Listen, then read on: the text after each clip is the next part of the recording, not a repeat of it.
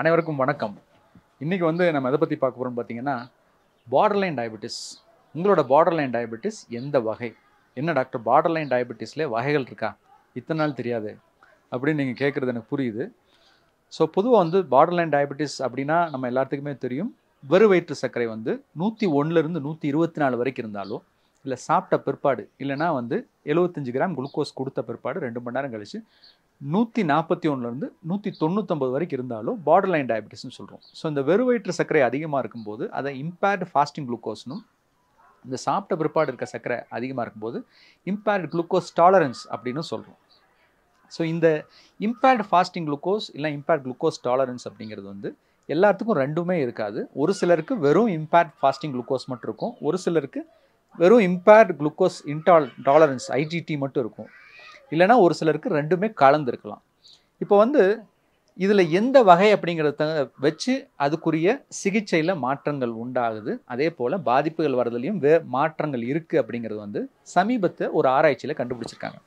இந்த ஆராய்ச்சிக்கு நான் ரொம்ப வேல்யூ கொடுக்குறேன். ஏன் வேல்யூ நான் ரொம்ப கொடுக்குறேன் அப்படின்னு கேட்டிங்கன்னா, பொதுவாக எல்லா ஆராய்ச்சிகளுமே வெஸ்டர்ன் கண்ட்ரீஸில் பண்ணுவாங்க, நம்ம ஊரில் பெருசாக பண்ணியிருக்க மாட்டாங்க. பட் இந்த ஆராய்ச்சியை பொறுத்த வரைக்கும் உலகத்தில் 3 பகுதியில் செஞ்சுருக்காங்க. ஒன்று யுனைடெட் கிங்டம் யூகேல, இன்னொன்று இந்தியாவில், அதுவும் நம்ம தமிழ்நாட்டில் வெள்ளூர் கிறிஸ்டியன் மெடிக்கல் காலேஜில் சிஎம்சி, அடுத்து ஜப்பானில்.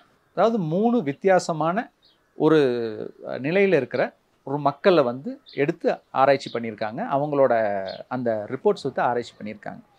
ஸோ இந்த ஆராய்ச்சி முடிவுகள் என்ன சொல்லுது அப்படின்னு கேட்டிங்கன்னா, இந்த impaired fasting glucose, isolated impaired fasting glucose, வெறும் இம்பேர்டு ஃபாஸ்டிங் குளுக்கோஸ் வெறுவயிற்று சர்க்கரை மட்டும் அதிகமாக இருக்கிறவங்க நம்ம ஆசிய கண்டத்தில் அதிகமாக இருக்காங்க. கிட்டத்தட்ட 29லேருந்து 49% வெறும் இம்பேர்டு ஃபாஸ்டிங் குளுக்கோஸ் இருக்கிறவங்க மட்டும் இருக்கிறாங்க. ஸோ இதில் என்ன நமக்கு முக்கியமாக நம்ம பார்க்க வேண்டியதுன்னு பார்த்தீங்கன்னா, இந்த இம்பேர்டு ஃபாஸ்டிங் குளுக்கோஸ் இருக்கிறவங்களுக்கு பாதிப்பு வர்றதுக்கு இல்லைனா சர்க்கரையாக மாறுறதுக்குரிய வாய்ப்பு 4 முதல் 6 மடங்கு அதிகமாக இருக்குது. ரெண்டாவது, வாஸ்குலர் காம்ப்ளிகேஷன்ஸ், அதாவது இரத்த குழாய் அடைப்பு போல் பாதிப்புகள் சர்க்கரை வராதுக்கு முன்னாடியே ஏற்படுறதுக்குரிய வாய்ப்புகள் அதிகமாக இருக்குது. அதனால தான் இந்தியாவில் ஹார்ட் அட்டாக் அதிகமாக இருக்குன்னு சொல்கிறாங்க. சரி, இதுக்கு காரணம் என்ன? இந்த இம்பேர்டு ஃபாஸ்டிங் குளுக்கோஸ் வர்றதுக்குரிய காரணம் என்ன?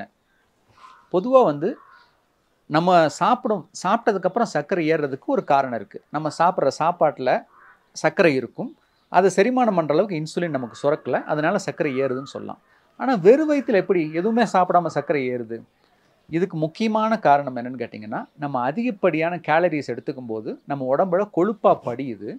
இந்த கொழுப்பாக படிகிறது முக்கியமாக இந்த இம்பேர்டு ஃபாஸ்டிங் குளுக்கோஸ் இருக்கிறவங்களுக்கு பார்த்தீங்க அப்படின்னா லிவரில், கல்லீரலை சுற்றி கொழுப்பாக படியுது. ஃபேட்டி லிவர்னு சொல்லுவோம். நிறைய பேருக்கு ஸ்கேன் எடுக்கும்போது ஃபேட்டி லிவர் அப்படிங்கிற ஒரு விஷயத்தை பார்த்துருப்போம்.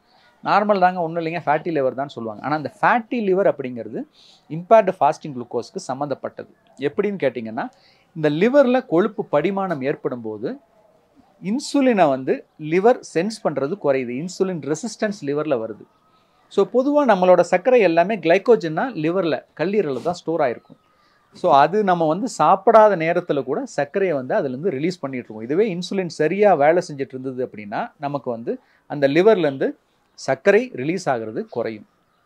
இதுவே இன்னொரு விஷயம் என்னென்னு கேட்டிங்கன்னா, இந்த அதிகப்படியான கொழுப்பு அப்படிங்கிறது ட்ரைக்ளிசரைடு அப்படிங்கிற கொழுப்பு கணையத்தை பாதிக்குது, கணையத்தில் படியுது. ஸோ அந்த ட்ரைக்ளிசரைட்ஸ் லிவரை பாதிக்குது, அதே போல் கணையத்தையும் பாதிக்குது. கணையத்தை பாதிக்கும் போது இன்சுலின் சுரப்பை குறைக்குது.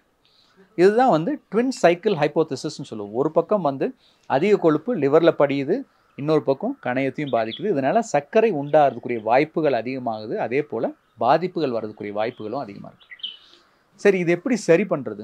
பொதுவாக நம்ம பார்டர்லைன் டயபெட்டிஸ் இருக்கவங்க எல்லாத்துக்கும் அட்வைஸ் பண்ணுறது என்ன? மருந்து மாத்திரைகள் கிடையாது, லைஃப் ஸ்டைலை மாற்றுங்கன்னு சொல்லுவோம். எக்ஸசைஸ் பண்ணுங்கள், டயட்டை ஃபாலோ பண்ணுங்கன்னு சொல்லுவோம். ஸோ அந்த எக்ஸசைஸ் பண்ணுங்கள், டயட்டை ஃபாலோ பண்ணுங்கன்னு சொல்லும்போது பெரும்பாலானோர் நமக்கு சாப்பிட்ற உணவில் கொஞ்சமாக குறைச்சிக்கலாம், இல்லைனா நார்மலாகவே சாப்பிட்டுக்கலாம், ஆனால் அதிகப்படியான எக்ஸசைஸ் பண்ணி நம்ம சர்க்கரை வராமல் தடுத்துக்கலாம் அப்படின்னு நினைக்கிறது உண்டு. இது சாத்தியமா அப்படின்னு கேட்டிங்கன்னா, இந்த வகை உள்ளவர்களுக்கு சாத்தியம் இல்லை. இந்த கம்பைண்டாக இருக்கிறவங்களுக்கோ இல்லை இம்பேர்டு குளுக்கோஸ் டாலரன்ஸ் சாப்பிட்ட பிற்பாடு சர்க்கரை ஏறுறவங்களுக்கோ இந்த எக்ஸசைஸ் நல்ல பயன் கொடுக்கும். ஆனால் இந்த இம்பேர்டு ஃபாஸ்டிங் குளுக்கோஸ் இருக்கிறவங்களுக்கு வெறுமனே எக்ஸசைஸ் பண்ணுறது அவங்க சர்க்கரை வர்றதை தடுக்காது அப்படிங்கிறது தான் இந்த ஆராய்ச்சியில் முக்கியமாக சொல்கிறாங்க.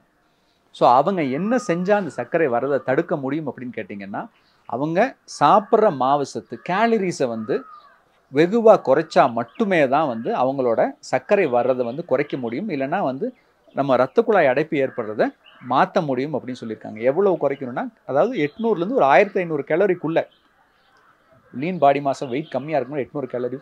அவங்க வெயிட்டுக்கு தகுந்த மாதிரி ஒரு 1500 கேலரிஸ் வரைக்கும் எடுத்துக்கலாம். அந்த மாதிரி இருக்கவங்களுக்கு சர்க்கரை வர்றது குறையுது. ரெண்டாவது, எப்படி சர்க்கரை வர வாய்ப்பு குறையுது அப்படின்னா, 8லேருந்து 15% அவங்க வெயிட்டை குறைச்சாங்க அப்படின்னா நிச்சயமாக அவங்க சர்க்கரை வர வாய்ப்பு வெகுவாக குறையுது அப்படிங்கிறதும் இந்த ஆராய்ச்சியில் சொல்லியிருக்காங்க. ஸோ இதில் நம்ம எடுத்துக்க வேண்டிய பாயிண்ட், பார்டர்லைன் டயபெட்டிஸாக இருந்தால் எந்த வகை பார்டர்லைன் டயபெட்டிஸ்னு பாருங்கள். இம்பேர்டு ஃபாஸ்டிங் குளுக்கோஸ் டைப் இருக்கிற பார்டர்லைன் டயபெட்டிஸாக இருந்தால் நிச்சயமாக உங்கள் உணவில் நீங்கள் கட்டுப்பாடு பண்ணாமல், கேலரிஸை குறைக்காமல், வெயிட்டு குறைக்காமல் உங்களுக்கு சர்க்கரை வர்றதை நிறுத்த முடியாது. அதே போல் பாதிப்புகள் ஏற்படுறதையும் தடுக்க முடியாது. ஸோ ஆரோக்கியமான ஒரு வாழ்க்கை முறை மூலமாக, ஆரோக்கியமான உணவு பழக்கத்து மூலமாக சர்க்கரை போன்ற வியாதிகளை தவிர்ப்போம். ஆரோக்கியமான ஒரு வாழ்க்கையை வாழ்வோம். நன்றி, வணக்கம்.